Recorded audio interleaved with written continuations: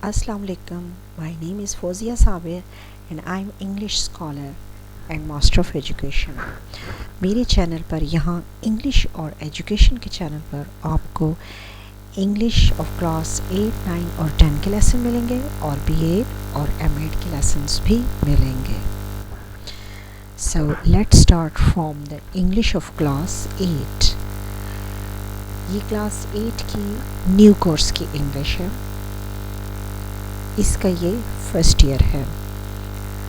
नए साल का ये इसका बिल्कुल न्यू वर्जन है. ये बुक आप देख रहे हैं, ये 8 क्लास की न्यू बुक आ चुकी है.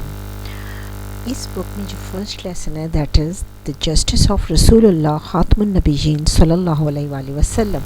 सबसे पहले हम इसके वर्ड्स मीनिंग देख लेते हैं. दीज मीनिंग्स और इन इंग्लिश. उर्दू में जो मीनिंग्स हैं वो मैं साथ साथ डिस्क्राइब करती जाऊँगी. Deviate mean to diverge from the path, यानी रास्ते से हटाना, मुनहरफ करना. डिस्टॉर्ट मीन टू डिफॉर्म, यानी बिगाड़ना, शक्ल ख़राब करना. टेस्टिमोनी मीन्स एविडेंस, यानी गवाही. All aware, having full knowledge. Urdu meaning है मुकम्मल इल्म रखना. और ये वर्ड एज अ नाउन भी यूज़ होता है और एज अ नाउन ये अल्लाह का नाम है, ऑल अवेयर. और एज अ वर्ब भी यूज़ होता है.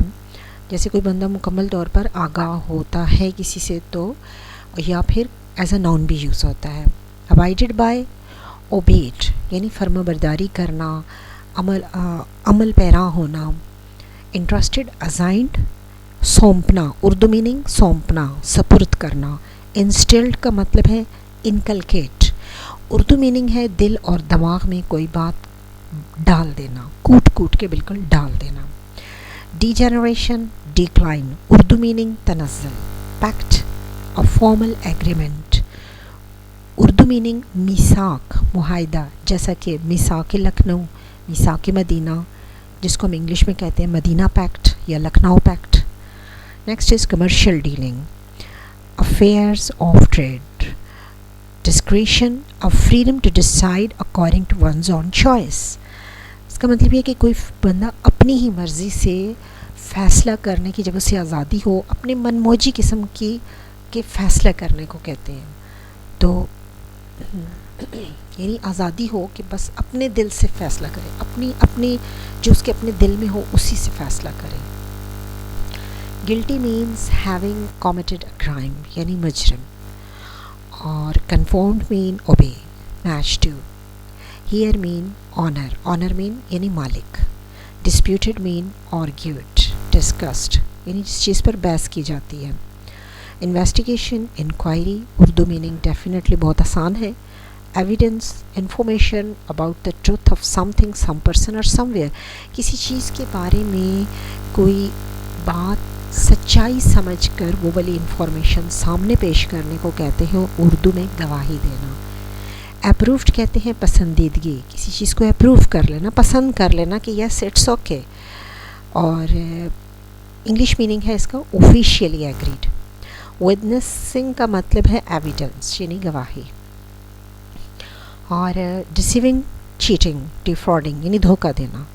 मेंटेनर्स कहते हैं किसी चीज़, किसी काम को, किसी भी चीज़ को कायम रखने वाले. और इंग्लिश मीनिंग है सपोर्टर्स और उर्दू में कहते हैं कायम रखने वाले. राइटियसनेस, गुडनेस, वर्चुअस, यानी नेकी.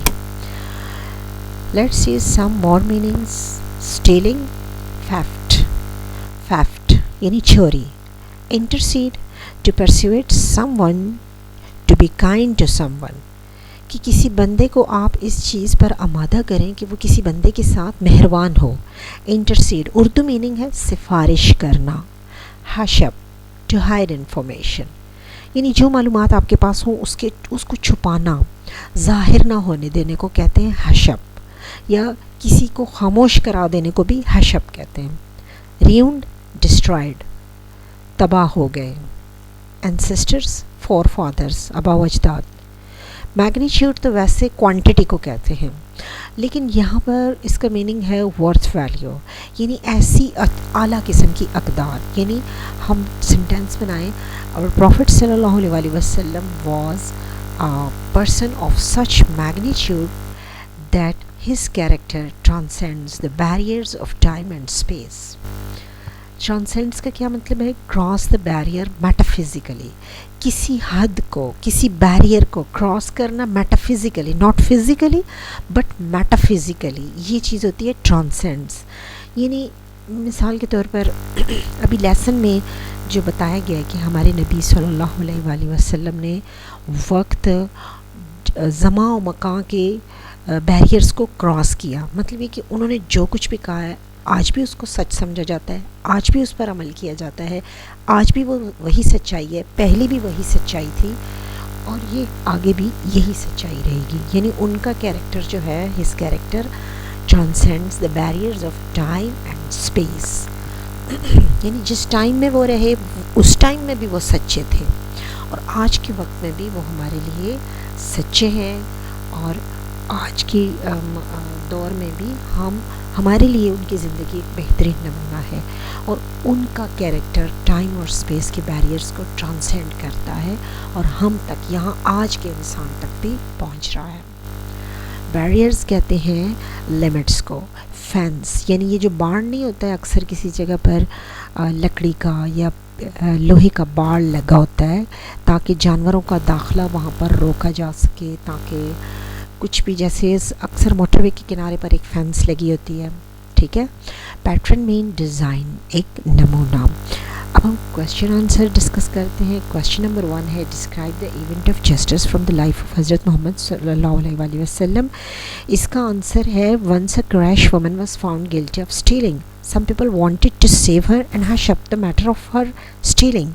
They asked Usama bin Zaid radhiyallahu anhu to intercede on her behalf. On her behalf का मतलब है कि उसकी तरफ से सिफारिश करें, उस औरत की तरफ से. तो क्या हुआ?